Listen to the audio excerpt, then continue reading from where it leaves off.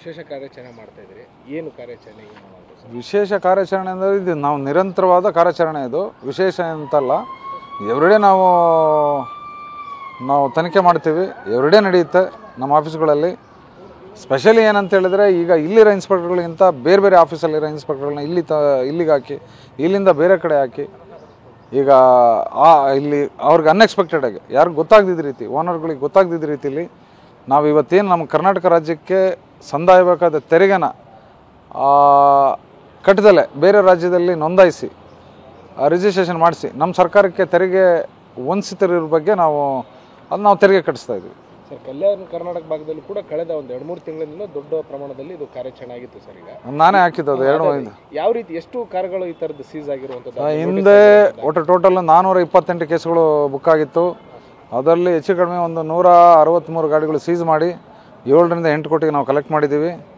ಈಗ ಇವತ್ತು ಕೂಡ ನಾನು ಹಾಕಿದ್ದೀನಿ, ನಿನ್ನೆ ಹಾಕಿದ್ದೀನಿ, ನಿನ್ನೆ ಮತ್ತು ಇವತ್ತು ಮತ್ತು ನಾಳೆ ಈ 3 ದಿನಗಳಿಂದ ನನಗಿನ್ನೂ ಫಿಗರ್ ಬಂದಿಲ್ಲ. ಅಂದಾಜು ಒಂದು 10 ಕೋಟಿ ಮೇಲೆ ನಾವು ತೆರಿಗೆ ವಸೂಲು ಮಾಡ್ತೀವಿ ಅಂತ ನನ್ನ ನಂಬಿಕೆ ಇದೆ. ಈಗ ಐಷಾರಾಮಿ ಕಾರುಗಳು ಅಂತಂದರೆ ಎಲ್ಲೊಂದು ಕಡೆ ಹೊರ ರಾಜ್ಯದಿಂದ ತೊಗೊಂಡ್ರೆ, ಅದರಲ್ಲೂ ಸ್ಪೆಷಲಿ ಪಾಂಡಿಚೇರಿಯಿಂದ ತೊಗೊಂಡ್ರೆ ಟ್ಯಾಕ್ಸ್ ಫ್ರೀ ಆಗ್ತೀವಿ ಅನ್ನೋಂಥದ್ದು ಮೈಂಡ್ ಸೆಟ್ ಇರುತ್ತೆ. ಪಾಂಡಿಚೇರಿಯಿಂದ ತಗೊಳ್ಳೋದಲ್ಲ, ಪಾಂಡಿಚೇರಿಯಲ್ಲಿ ರಿಜಿಸ್ಟ್ರೇಷನ್ ಮಾಡಿಸಿದ್ರೆ ಅಲ್ಲಿ ಕಡಿಮೆ ಆಗುತ್ತೆ ಅಂತೇಳಿ ಆ ಮೈಂಡ್ ಸೆಟ್ ಇರುತ್ತಲ್ಲ, ಏನು ಸೂಚನೆ? ದಯವಿಟ್ಟು ಸಾರ್ವಜನಿಕರಿಗೆ ಅದು ನಾನು ಮನವಿ ಮಾಡೋದೇನಂತ ಹೇಳಿದ್ರೆ, ಅವ್ರು ಇಲ್ಲೇ ನೆಲೆಸಿ, ಇಲ್ಲೇ ಇದ್ದು, ಇಲ್ಲೇ ಆಧಾರ್ ಕಾರ್ಡ್ ಇರುತ್ತೆ, ವೋಟರ್ ಐ ಡಿ ಇರುತ್ತೆ, ಇಲ್ಲೇ ಇರುತ್ತೆ, ಅವ್ರ ಟ್ರಾನ್ಸಾಕ್ಷನ್ ಇರುತ್ತೆ, ಅವ್ರ ಬಿಸ್ನೆಸ್ ಇಲ್ಲೇ ಇರುತ್ತೆ, ಅವ್ರದ್ದು ಆಸ್ತಿ ಇಲ್ಲೇ ಇರುತ್ತೆ, ಇಲ್ಲೇ ಇದ್ಕೊಂಬಿಟ್ಟು ಅವರು ಬೇರೆ ಇತರ ರಾಜ್ಯಗಳಲ್ಲಿ ಮಾಡಿಸೋದು ತಪ್ಪು. ಅದರಿಂದ ದಯವಿಟ್ಟು ಅವರೆಲ್ಲರೂ ಕೂಡ ಇಲ್ಲೇ ಸಂಬಂಧಪಟ್ಟ ನಿಯರ್ ಆಫೀಸ್ಗಳಿದ್ದಾವೆ, ಇಲ್ಲೇ ಇದ್ಕೊಂಡು ದಯವಿಟ್ಟು ಇಲ್ಲೇ ತೆರಿಗೆ ಕಟ್ಟಿಸಿ ಇಲ್ಲೇ ರಿಜಿಸ್ಟ್ರೇಷನ್ ಮಾಡಿ ಅಂತ ಹೇಳ್ತೀನಿ. ಈಗ ಆಲ್ರೆಡಿ ಅಲ್ಲಿ ಕಟ್ಟಿರೋದ್ರಿಂದ ಅದು ಎಷ್ಟು ಜನಕ್ಕೆ ಗೊತ್ತಿಲ್ಲ, ರಿಫಂಡ್ ತೊಗೋಬೋದು, ಅಲ್ಲಿ ವಾಪಸ್ ತೊಗೋಬೋದು. ಅದನ್ನ ಅಂದರೆ ಪೂರ್ತಿ ಕೊಡಲ್ಲ, ಇದು ಡಿಪ್ರಿಸಿಯೇಷನ್. ಅದು ಎಷ್ಟು ವರ್ಷ ಆಗಿರುತ್ತೋ ಅಷ್ಟು ಕಡಿಮೆ ಮಾಡಿ ಅದು ಕೊಡ್ತಾರೆ. ಅದು ಎಷ್ಟೋ ಜನ ತಗೊಳ್ಳಲ್ಲ, ಎಷ್ಟೋ ಜನ ಹೋಗಲ್ಲ, ಅವ್ರಿಗೆ ಅಲ್ಲೂ ಲಾಸು, ಮತ್ತು ಇಲ್ಲೂ ನಮ್ಮ ಸರ್ಕಾರಕ್ಕೆ ಇಲ್ಲೂ ತೆರಿಗೆ ಕಟ್ಟಬೇಕಾಗತ್ತೆ. ಅದರಿಂದ ಸಾರ್ವಜನಿಕ ನಾನು ಮನವಿ ಮಾಡ್ತೀನಿ, ದಯವಿಟ್ಟು ಯಾರೂ ಕೂಡ ಬೇರೆ ರಾಜ್ಯಗಳಲ್ಲಿ ದಯವಿಟ್ಟು ಮಾಡೋಕ್ಕೆ ಹೋಗ್ಬೇಡಿ. ಸ್ಪೆಷಲಿ ಪಾಂಡಿಚೇರಿ ಕೂಡ ಆ ಥರ ಇದ್ದರೆ ದಯವಿಟ್ಟು ಮಾಡೋಕ್ಕೆ ಹೋಗ್ಬೇಡಿ. ಇಲ್ಲೇ ಏನಾದರೂ ಇದ್ದ ಪಕ್ಷದಲ್ಲಿ ಇಲ್ಲೇ ನೆಲೆಸಿದ್ರೆ ದಯವಿಟ್ಟು ಕರ್ನಾಟಕ ರಾಜ್ಯ ರಸ್ತೆನ ಉಪಯೋಗಿಸ್ಕೊಂಡು ಇಲ್ಲೇ ತೆರಿಗೆ ಕಟ್ಟಿಸಿ ಇಲ್ಲೇ ಓಡಿಸಿ ಅಂತ ನಾನು ಮನವಿ ಮಾಡ್ತೀನಿ. ಈಗ ಒಂದು ಏನು ಆಫರ್ ಕೊಡ್ತೀರಿ ಸರ್ ಅವ್ರಿಗೆ? ಅಂದರೆ ಕರ್ನಾಟಕ ರಿಜಿಸ್ಟ್ರೇಷನ್ ಮಾಡ್ಕೊಡ್ಲಿಕ್ಕೆ ಯಾವ ರೀತಿ ಬಂತ ಆಫರ್? ಅಂದರೆ ತೆರಿಗೆ ಕಟ್ಟಲೇಬೇಕು ಸರ್. ಅಂದರೆ ಯಾವ ರೀತಿ ನೋಟಿಸ್ ಇಲ್ಲದೆ ಇರುವಂಥದ್ದು? ನೋಟಿಸ್ ಇಲ್ದಲ್ಲ ಇರೋಂಥದ್ದು ನೋಡಿ, ಇದನ್ನು ನಾವು ನೋಟಿಸ್ ಅಂತಂದು ಪರ್ಟಿಕ್ಯುಲರ್ ಇಂಥ ಕೇಸಸ್ ಗೊತ್ತಿದ್ರೆ ಖಂಡಿತವಾಗ್ಲೂ ನಮ್ಮ ಆಫೀಸಿಂದ ನೋಟಿಸ್ ಕೊಡ್ತೀವಿ. ಈಗ ನಮಗೆ ಗೊತ್ತಿಲ್ಲದಲ್ಲೇ ಎಲ್ಲೆಲ್ಲೋ ರಿಜಿಸ್ಟ್ರೇಷನ್ ಮಾಡಿಸ್ಕೊಂಬಿಟ್ಟು ಇಲ್ಲಿ ಬಂದಿದ್ದಾರೆ. ಈಗ ಅಂತ ಗೊತ್ತಿಲ್ಲದಲ್ಲೇ ನಾವು ಅನ್ಎಕ್ಸ್ಪೆಕ್ಟೆಡಾಗಿ ಹೋಗಿ ಸರ್ಪ್ರೈಸಾಗಿ ಹೋಗಿ ನಾವು ಚೆಕ್ ಮಾಡ್ತಾ ಇದ್ದೀವಿ.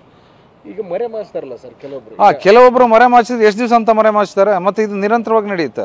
ಈಗ ಲಾಸ್ಟ್ ಮಂತ್ 23-24ನೇ ತಾರೀಕು ನಾನು ಹಾಕಿದ್ದೆ, ಈಗಲೂ ಕೂಡ ನಾನು ಈಗ ಹಾಕಿದ್ದೀನಿ, ಮತ್ತೆ ನಿರಂತರವಾಗಿ ನಡೀತು. ಇದರಿಂದ ತಪ್ಪಿಸ್ಕೊಳ್ಳೋಕೆ ಸಾಧ್ಯ ಇಲ್ಲ. ಯಾವತ್ತಾದ್ರೂ ಒಂದು ದಿವಸ ಸಿಕ್ಕಾಕೊಳ್ತಾರೆ. ಅದರಿಂದ ದಯವಿಟ್ಟು ನಾನು ಹೇಳ್ತಾ ಇದ್ದೀನಿ, ಅದ್ರ ಜೊತೆ ದಂಡನೂ ಕಟ್ಟಬೇಕಾಗುತ್ತೆ. ಈಗ ವಾಲಂಟಿಯರಾಗಿ ಬಂದು ಕಟ್ಟಿದ್ರೆ ಅವ್ರಿಗೆ ದಂಡನೂ ಕೂಡ ಉಳಿಯುತ್ತೆ. ದಂಡ ಅಂದರೆ 10 ಲಕ್ಷಕ್ಕೆ, ಈಗ 10 ಲಕ್ಷಕ್ಕೆ 10 ತಿಂಗಳಿಗೆ 1 ಲಕ್ಷ ರೂಪಾಯಿ ಉಳಿಯುತ್ತೆ.